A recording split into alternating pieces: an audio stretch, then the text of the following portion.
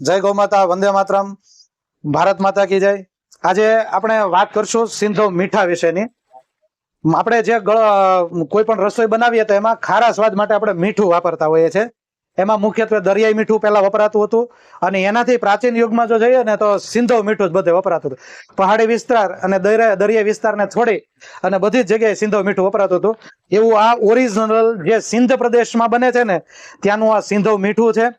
અને આની અંદર ઘણા બધા પોષક તત્વો છે, મિનરલ્સ છે, જેમ કે કેલ્શિયમ પણ ગણી શકાય, આયરન પણ ગણી શકાય, આવા બધા। અને સ્વાદની સાથે ઈશ્વરે આ બધી વસ્તુઓ આપણા ખાલી સ્વાદ માટે નથી બનાવી, આ સ્વાસ્થ્ય માટે પણ છે। સિંધવ મીઠું પાચનનું પણ ખૂબ સારું એવું કામ કરે છે। ગાયોને પણ ઘણા લોકો ખવડાવતા હોય છે પાચન માટે। તો આ ઓરિજિનલ સિંધવ મીઠું મેળવવા માટેનું સ્થળ સુરતમાં આપણો સ્ટોર ઔષધાહાર સ્વદેશી વરાસામાં છે, કતારગામમાં છે, કતારગામમાં શક્તિ સ્ટોર કરીને છે, અડાજણમાં ઔષધાહાર છે, નવસારીમાં છે, બારડોલીમાં છે।